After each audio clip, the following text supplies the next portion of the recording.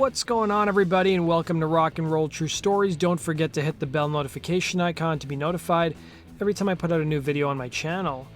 acdc is a band that's been no stranger to tragedy, losing singer Bon Scott and rhythm guitarist Malcolm Young, in addition to being accused of inspiring serial killer Richard Ramirez. acdc would go on to dominate the late 70s and early 80s with hit after hit, but by the mid to late 80s their fortunes had changed. But in 1990, the band released their new record Razor's Edge, which seemed to turn the band's fortune around and help them return to the glory days of the late 70s and early 80s. Razor's Edge featured the hit songs Thunderstruck and Are You Ready, which were top 10 hits, as well as the single Moneytalks, which peaked at number 23 on the Billboard Hot 100 charts. The album would sell 5 million copies in the US alone, and to support the record, acdc went out on a world tour. During a stopover in Salt Lake City, Utah on January 18th of 1991, 3 fans were killed and many others injured. Some flat out blamed the band for what happened, and today we explore that tragedy. The tragic events of Salt Lake City were compared in the press to the Who's concert at the Riverfront Coliseum in Cincinnati 11 years prior. During that show, 11 fans were killed while racing towards the general admission seats as the doors to the 18,000-seat stadium swung open. Following that tragedy, some venues banned general admission seating or unassigned seating. The deaths at acdc's show grabbed national headlines across the US, with some placing the blame squarely on the band. So what happened, you're wondering? General admission or non-assigned seating was used at the show in Utah, and as the band started their show, fans began pushing towards the stage during the opening number. Fans at the front of the stage were trampled to the floor and crushed by the press of people, and some fans were crushed for more than 30 minutes while security guards tried to control the crowd and stop the concert.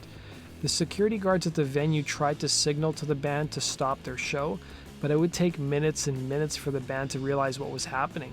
The show's harsh lights and ear-shattering decibel levels obviously made it difficult for the band members to see anything that happened beyond the lip of the stage. And on the advice of the fire marshals and the arena officials, the band resumed the concert after a 15-minute break, during which rescue teams attended to the victims. The arena officials were concerned if the band cut their show short, it could have resulted in a riot, meaning more injured or dead. Most fans at the Salt Palace that night were unaware of what had occurred on the floor and might have turned to violence had the show not continued. At the end of the night, 3 fans were killed. 2 14-year-old fans and 1 19-year-old. One fan died the night of the show, while the others died several days later. Less than a month after the incident, the band, along with their management, as well as the promoters in the venue, were named in multiple lawsuits filed by the family of the deceased. acdc, for their part, fought the lawsuit, trying to get it dropped, saying they weren't responsible for security. And according to the LA Times, one of the fathers would file an $8 million lawsuit. The father's suit alleged, and I quote, willful, malicious conduct on the part of the defendants. And it wasn't just the family of the deceased who sued the band and their management, but also those who suffered traumatic memories of the events. And there would be major settlements reached out of court with the families of the victims, as well as some of the survivors. The details of the settlements weren't made public, but the Salt Lake County claimed their settlement payment was a little less than $2 million. Taxpayers pay the premiums on the insurance policies, as well as the thousands of dollars annually for the maintenance and management of the Salt Palace. Strangely though, the taxpayers were not affected by the settlement, and according to a spokesman for the county, the settlement wouldn't hike the county's premiums because the county switched insurance companies after the deaths at the Salt Palace. So you're probably wondering, why do festivals and concerts use general admission or non-assigned seating at shows still?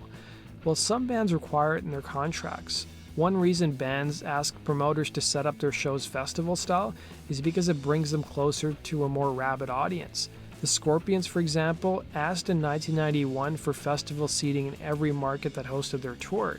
Festival seating is also preferred for smaller arenas in smaller cities because it saves money in setup costs and leaves more room for paying fans. If general admission seating were banned, major tours may not be able to play such small cities, promoters have claimed. Several weeks after the awful tragedy, acdc was set to play in Miami, and the local paper asked the question of whether fans attending the show should be worried about their safety. And for their part, concert promoters dispelled the claims, saying they don't use general admission and instead used assigned seating. And differences of seating aside, the show in Miami also added about 20 extra security guards, bouncers, and ushers who were on duty inside and outside the arena, in addition to the security force of 80 typically policing a show. City police officers were also part of the event. In addition to that, alcohol sales were banned and fans were screened for weapons and booze. Here's an interview with frontman Brian Johnson discussing the tragedy. Terrible nights. Never forget as long as I live. 3 fans were trampled to death in the stampede. At the time, acdc didn't know the full story. And I got there, well, there's one dead, and that was it. I just sat in, tears. Angus was just beside himself. I could see he was welling up. Mal had tried to hold it together as best he could. The band wanted to stop the show, but were advised to play on to avoid further chaos. When they later learned that 3 fans had been crushed to death, they were heartbroken. The event was so painful that to this day, Malcolm will not talk about it. I think what hurt most is the next day in the newspapers, they were saying band played on where kids died about them, and they had a photograph of me with a smile on my face. It was just journalistic opportunity that just went beyond the bounds of decency. I was just so angry and hurt. That does it for today's video, guys. Thanks for watching. Be sure to like button and subscribe. If you have suggestions for future topics, let me know in the comment section below. Take care.